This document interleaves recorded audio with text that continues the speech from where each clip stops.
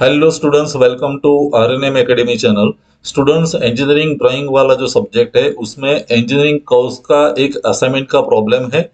और प्रॉब्लम का डेटा इस प्रकार है: draw an involute of a circle 50 mm diameter. तो अगर पहला वीडियो आप देखें तो वो भी इन्वॉल्यूट था, लेकिन इन्वॉल्यूट ऑफ पॉलीगॉन था। आज जो बात कर रहे हैं वो इन्वॉल्यूट ऑफ सर्कल है, और सर्कल का डायमीटर दिया है 50 mm। तो चलिए, मैं इसकी मेथड कंप्लीटली डिटेल में एक्सप्लेन कर रहा हूँ और डायमेंशनल ये प्रॉब्लम ड्रॉ करके आपको दिखाता हूँ। स्टूडेंट्स, इस प्रॉब्लम में हमें सर्कल का इन्वॉल्यूट ड्रॉ करना है और सर्कल का डायमीटर दिया है 50 mm। तो मैंने 25 mm रेडियस लेके एक सर्कल ड्रॉ कर दिया कंपास की मदद से, जो है डायमीटर 50 mm। अभी आगे मैं क्या करने वाला हूँ, इस सर्कल को मैं 8 इक्वल डिविजन्स में डिवाइड करने वाला हूँ। 45 डिग्री एंगल लेंगे तो ये सर्कल कंप्लीटली डिवाइड हो जाएगा 8 डिविजन्स में। बाद में यहां से सर्कल पर मैं एक स्ट्रिंग वाइंडिंग करने जा रहा हूं, तो यहां से एक स्ट्रिंग की जो लेंथ हम लेने वाले हैं वो सर्कल का जो सरकमफरेंस है पाई डी उतना होगा। पाई डी कितना है वो हम कैलकुलेट करेंगे और फिर उसके अनुसार हम यहाँ लेंथ ड्रॉ करेंगे। चलिए, पहले मैं सर्कल के डिविजन्स कर देता हूं। तो मैंने सर्कल के 8 डिविजन्स कर दिए और फिर नंबरिंग कर दिया 0, 1, 2, 3, 4, 5, 6, 7 और 8 तक। फिर 0 से एग्जैक्टली एक टेंजेंट लाइन मैंने ड्रॉ की और उसकी लेंथ कितनी ली, सर्कल का जो सरकमफरेंस होता है वो सरकमफरेंस कितना होगा, पाई डी। तो डी तो है 50, तो 50 को पाई से मल्टीप्लाई करेंगे तो ये लेंथ मिलती है वो 157 mm है, 157 mm। अभी जैसे मैंने 8 डिविजन्स यहाँ किए वैसे ही 8 डिविजन्स मुझे इस लाइन के करने हैं। तो इस लाइन का 8 डिविजन्स डायरेक्टली स्केल से तो पॉसिबल नहीं है, तो मैं एक और लाइन प्रोड्यूस कर रहा हूं जो 8 के मल्टीपल में हो। और 8 के मल्टीपल में मान लो कि मेरा 8 सेंटीमीटर है, तो 8 सेंटीमीटर के 8 डिविजन्स होंगे। एंड पॉइंट मैं जोड़ दूंगा और फिर वहां से पैरेलल लाइन जब आप ड्रॉ करेंगे तो यहाँ इक्वल डिविजन्स होने वाला है। तो ये काम कर लेते हैं और फिर हर पॉइंट में से मैं टेंजेंट ड्रॉ कर रहा हूं। जैसे 8 में से टेंजेंट है तो वैसा 7 में से टेंजेंट, 6 में से tangent. Tangent means angle 90 degree होना चाहिए, तो हर पॉइंट में से मैं टेंजेंट लाइन भी ड्रॉ कर रहा हूं। स्टूडेंट्स, अभी समझ लेते हैं मैंने किया क्या।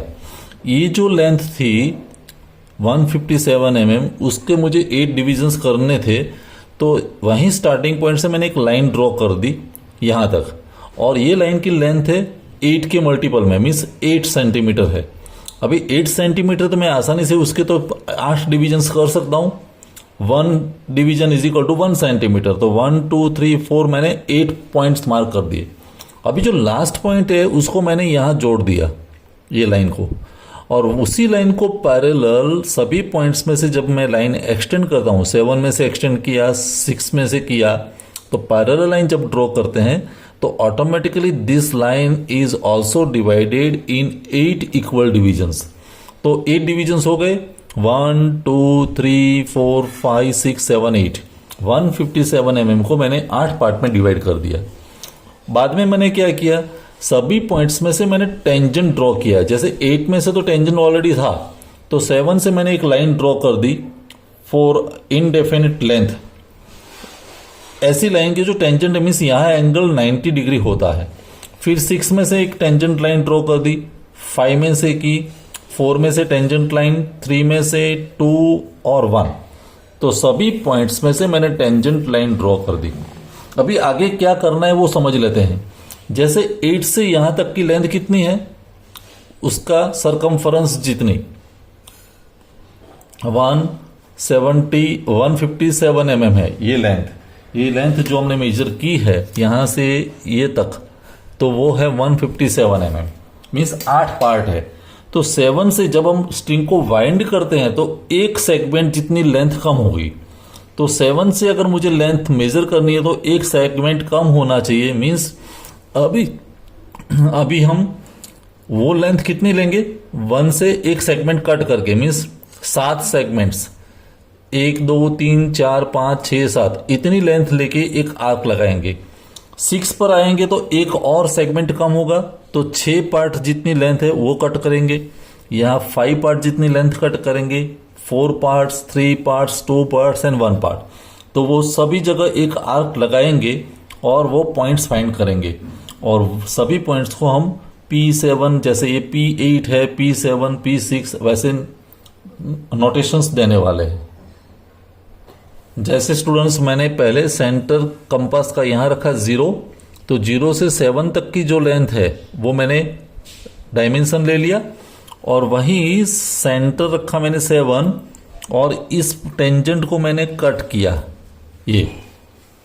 वैसे ही अभी लेंथ कम होगी 0 से 6 तक, और अभी मेरा सेंटर रहेगा 6 पर, और इसको हम कट करेंगे यहां पर। वैसे अभी लेंथ और कम हुई 0 से 5 तक, और 5 वाला हमारा सेंटर रहेगा, इसको कट करेंगे। वैसे सभी पॉइंट्स हम कट करके फाइंड करते हैं। तो स्टूडेंट्स समझ लेते हैं हमने किया क्या। 0 से ये जो 8 पॉइंट है वो उसको हम P8 कहेंगे, ऑलरेडी पॉइंट सरकमफरेंस पर है। यहाँ एक पॉइंट कम हुआ, एक सेगमेंट, तो ये जो पॉइंट मिला वो P7। फिर 6 पर सेंटर रखा और यहाँ कट किया, वो P6। फिर 5 पर सेंटर रखा और 0 से 5 तक की रेडियस, तो ये P5 मिला। फिर 4 सेंटर और 0 से 4 तक की रेडियस, तो ये P4 मिला। फिर 3 सेंटर और 0 से 3 तक की रेडियस, तो ये कट किया तो पॉइंट P3 मिला। फिर 2 सेंटर और 0 से 2 तक की रेडियस इतनी, तो ये P2 मिला। और 1 सेंटर और 0 से 1 तक का सेगमेंट, तो ये P1 मिला। ये सभी पॉइंट्स को जब हम ज्वाइन कर देते हैं फ्री हैंड से, P8 से लेके यहाँ तक P0 तक, ये 0 पर पॉइंट है उसको हम P0 कहेंगे। तो वहां तक स्मूथ कर्व हम बनाते हैं, उस कर्व को हम कहेंगे इनवॉल्यूट ऑफ सर्कल। तो ये सभी पॉइंट्स को मैं ज्वाइन करके आपको दिखाता हूं। तो स्टूडेंट्स सभी पॉइंट्स को मैंने फ्री हैंड से ज्वाइन कर दिया, और ये जो कर्व मिला उसको हम कहेंगे involute of circle, involute of a circle. और सर्कल का डायमीटर है वो कहीं मेंशन कर सकते हैं कि ये डायमीटर जो है वो 550 है, डायमीटर इज 550। तो इस तरह से हम इनवॉल्यूट बना सकते हैं।